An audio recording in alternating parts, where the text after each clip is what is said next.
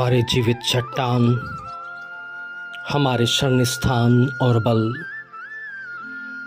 हमारे मुक्तिदाता, हमारे दृढ़गढ़, एक बार फिर से प्रभु हम आपके चरणों में आज की सुबह अपने समर्पण को लेकर आते हैं और हम धन्यवाद करते हैं प्रभु। एक बार फिर से आपने हमें जीवितों की दुनिया में रखा और हमें एक सुंदर भोर ताजगी के साथ प्रदान की है। अब हम जबकि दिन का आरंभ करते हैं प्रभु पिता, हम आपसे यही कहते हैं, हमें अपने योग्य बना प्रभु, ताकि हमारी प्रार्थनाएं आप तक पहुंचे और हमें प्रत्युत्तर मिल सके। क्योंकि प्रभु कई बार हम जो मांगते हैं वो अपने स्वार्थ सिद्धि के लिए मांगते हैं। कई बार जब हम मांगते हैं प्रभु तो अपने ही लाभ के लिए मांगते हैं। कई बार हम मांगते तो जरूर है प्रभु, लेकिन वो सिर्फ हमारे हित के लिए हो। आज हम प्रभु अपने आप को, अपने मन को, अपने हृदय को, सब कुछ को प्रभु हम आपके पास रख देते हैं। हम स्वार्थ सिद्ध प्रार्थना नहीं करना चाहते। हम प्रभु किसी सांसारिक अभिलाषा के लिए भी प्रार्थना नहीं करना चाहते, बल्कि प्रभु हम नम्र और दीन होकर के एक दूसरे को प्रार्थना में उठाने की सामर्थ और शक्ति मांगते हैं। हो सकता है संभवतः प्रभु हमें प्रार्थना करना ना आए प्रभु, संभवतः हो सकता है प्रभु हमारे पास उचित शब्द ना हो, संभवतः हो सकता है मेरे प्रभु कि हमारे पास उचित माहौल या परिस्थिति ना हो, लेकिन हम पवित्र आत्मा के द्वारा एक प्रयास अवश्य करते हैं प्रभु कि हमारी प्रार्थनाएं आप तक पहुंचे। क्योंकि प्रभु तू कान लगाकर हमारी प्रार्थनाओं को सुनने वाला परमेश्वर है। हमारी तरफ झुक करके हमारी प्रार्थनाओं को सुनने वाला परमेश्वर है। प्रभु तू तो पवित्र है, दयावंत है, सामर्थी है, जीवित है, और प्रभु हमारा भरोसा आपके ऊपर है। हमारा दृष्टि, हम सब की दृष्टि प्रभु आपकी तरफ है।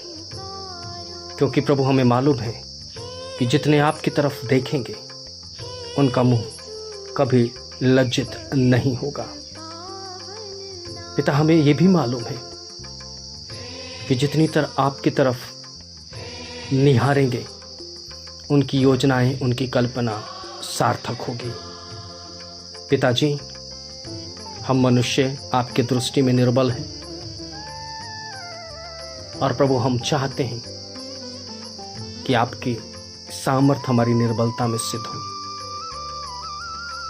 प्रभु हम चाहते हैं कि आपके उस क्रूस की योजना को जो प्रभु यीशु मसीह के द्वारा सार्थक की गई, हम उस क्रूस की कथा के या उस सत्य को प्रकट करने वाले ठहर सके। और जब तक प्रभु हमारी आंखें इस पृथ्वी पर खुली हैं, अर्थात हम जीवित हैं, हम उस महान सत्य को लोगों तक प्रकट कर सकें। हम बता सकें कि यीशु ही सामर्थ है, यीशु ही शक्ति है, यीशु ही बल है और यीशु ही उद्धार का और पाप मुक्ति का कारण है। पिता, हमारे अंदर के मनुष्यत्व को प्रभु नया करिए, जिससे कि प्रभु हम आपके उस महान सुसमाचार को जो इस पृथ्वी के लिए और पृथ्वी पर पाए जाने वाले हर एक मनुष्य जाति के लिए ठहराई गई, वो उन तक पहुंच सके। और प्रभु हम उस योजना को पूरी कर सकें कि हर एक कान यीशु मसीह के उद्धार के बारे में सुन ले, ताकि प्रभु यीशु मसीह जल्दी आए। प्रभु जी, हम पर दया कर, हम पर दया कर मेरे राजा, और हमें पाप मुक्त कर और पवित्र सिद्ध मर्जी को पूरा करने की शक्ति दे। प्रभु जी, आज एक बार फिर से हम तमाम उन लोगों को लेकर आते हैं जो आपके सामने प्रभु अपने हृदय को खोलकर अपने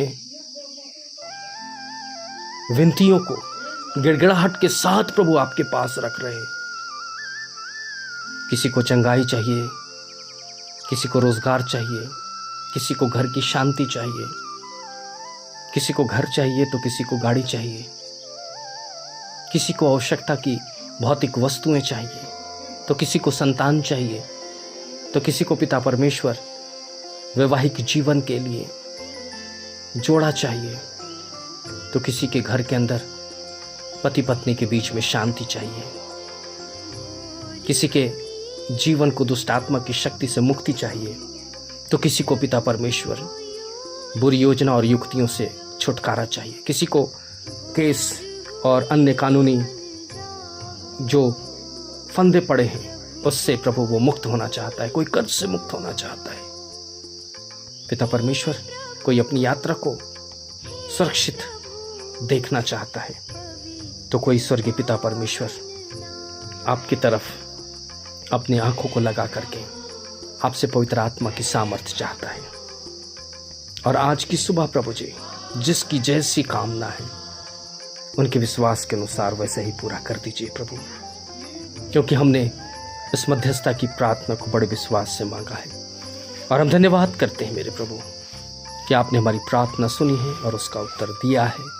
यीशु मसीह के नाम से इस विनती को मांगते हैं, दया से सुने और ग्रहण करें। आमीन।